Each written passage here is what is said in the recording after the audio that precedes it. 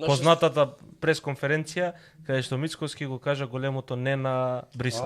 Да, со Ништо не е готово, заедно ќе победиме, пратениците се обврзуваат со нотарски изјави дека нема да поминат уставни измени и борба за промена на преговарачката рамка. Долу за предавниците, да е жива Македонија. Да е жива Македонија, долу за предавниците.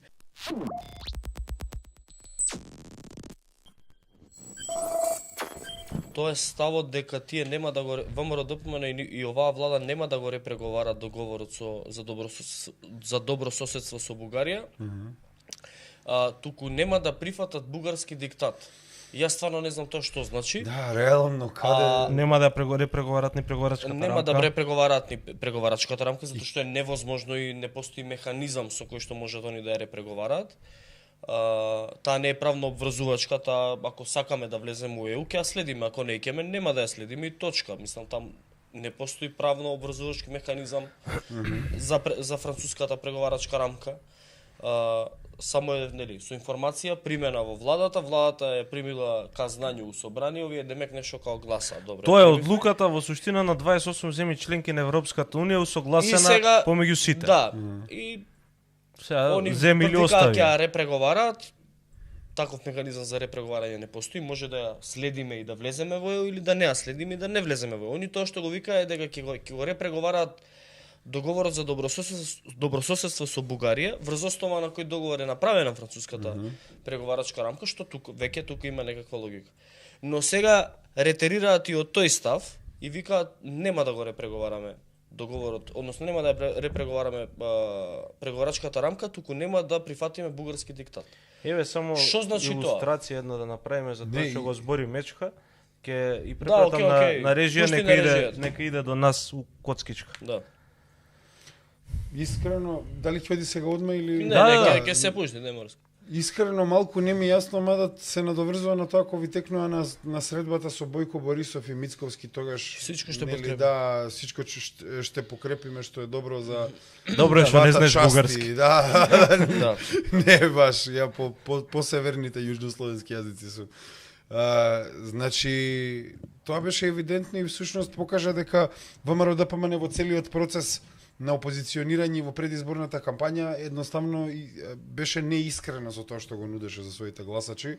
Значи толку е просто. Нема некоја математика дека они нешто сега пресметале, па се случиле нови варијабли, па нели ништо не е готово. Ова е на 16 јули, на познатата пресконференција каде што Мицковски го кажа големото не на Брисел.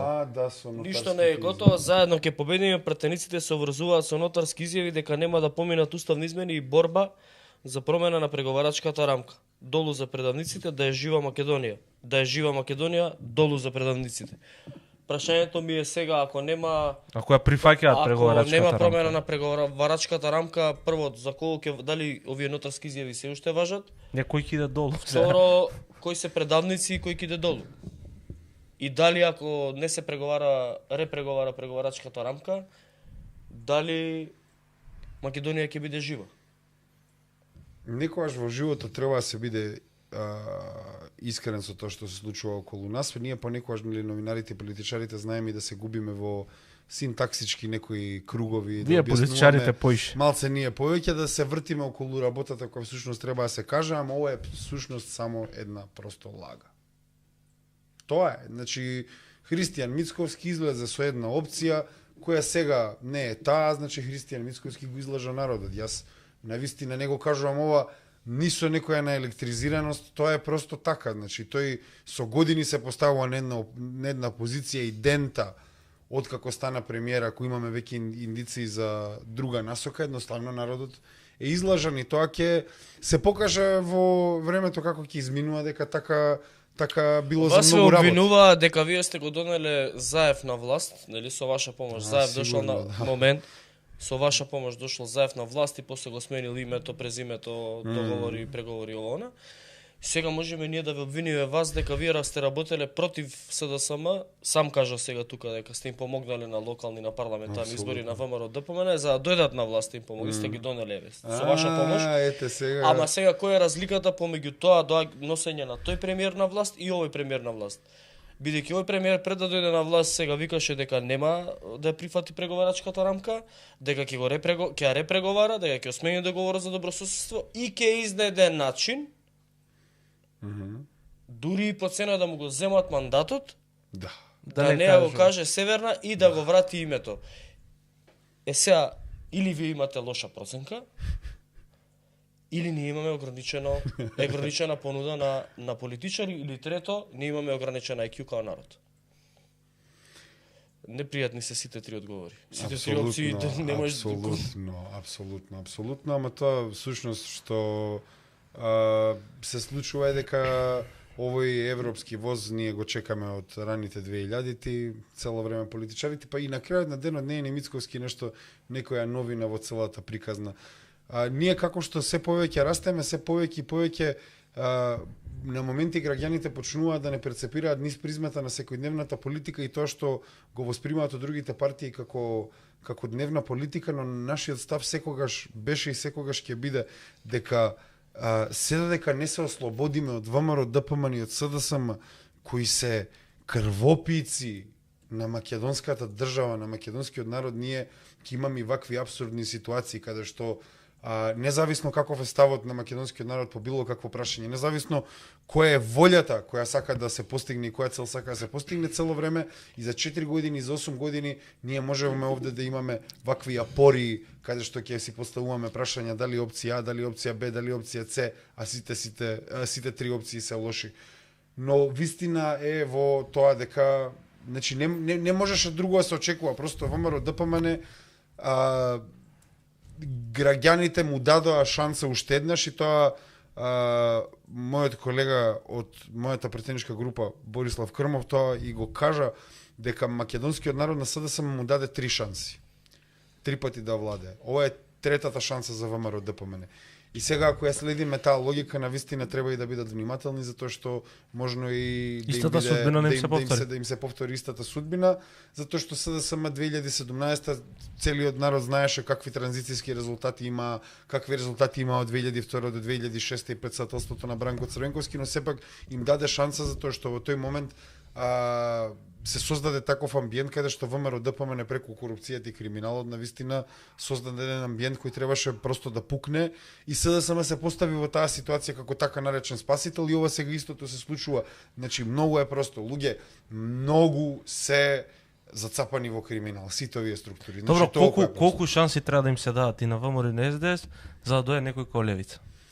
Па веројатно уште колку пати ќе гледаме повторување на едното исто. Па веројатно ова би бил последниот циклус затоа што ние очекуваме дека на локалните избори ќе имаме резултати кои ќе посочат на тоа дека навистина левица го завзема тој лев простор на сметка на СДСМ и дека на следните веќе избори ќе имаме една здрава понуда која нема да биде само нели да ги бутнеме ВМРО за да ја смениме само плочата па да пробаме дали овој пат оваа страна на плочата не е изгребана, овој пат ќе има навистина автентична опција која ќе биде левица. И макотрпно е нормално, но патот се види, прашањето не е колку е дали тешок овој процес, него прашањето е колку време уште има останато за држава. Ташно. Да. Колку време има останато за држава, за да остане уште некој човек кој што стварно сака нешто да промени оваа држава, затоа што ако си отидат млади кои што е тргнат тој екзодус на млади у држава, ќе нема едноставно со кој да ги менувате работите. Па не се потешка е состојбата. Значи апсолутно е така, ние доживуваме бела смрт. Тоа ми беше и дебатата, чиј беше ководител оваа сезона и мислам дека и минатата се појавеше често кај нас у студио. Мене дебатата со него секогаш ме беше не кога ќе дое левица на власт, него дали ќе има доволно време кој ќе дое левица на власт и доволно ресурси оваа држава за да успееме да се извадиме од калта, затоа што повторувањето на овие две партии видовме докај не донесе. Тоа ми беше поентата. Не дефинитивно, ама не дека зависи нешто од вас, ама. Добро, што ќе почне да тега. Види, дома имам мало дете. А не цело време, не сум дозборен. Извинете. Не, значи состојбата... Состојбата е просто таква, значи да не беше вако ситуацијата на крајот на краиштата немаше и да постои левица, значи немаше македонскиот народ во секој следен циклус се повеќе и повеќе гласови да и дава на партија како левица кој изразено од своето конципирање до ден денес е антисистемска партија на крајот на денот, значи против оваа рамнотежа политичка, против овие економски политики, против овој начин на водење на внатрешна политика, надворешна политика и сега ако во континуитет расте таа идеја, тоа значи дека навистина состојбата бара некој радикален одговор. И тоа е всушност убавината на диалектичките процеси. Се што полошо станува нешто, тоа голем одговор. По голем одговор. Значи, тоа е еден заемен акција и реакција. Апсолутно. Затоа и левица расте затоа што се наоѓаме во состојба каква што се наоѓаме. Сега дали ќе остане нешто кога левица ќе дојде, со што и да остане, мислам, не ќе да звучам дефетистички затоа што во 45-та па ситуацијата каква ја затекнале луѓето кои ја граделе македонската држава каква била? Мислам, државата била разорена, континентот бил разорен, луѓето носеле трауми од еден неверојатен настан, значи не може да биде полоша ситуацијата сега него ли што била 45-та, сакам да кажам. Така да, само треба едноставно да се тргне и на крајот на денот со што и да начекаме, со тоа и ќе работиме едноставно. Само да не чекаме многу, тоа е целата работа.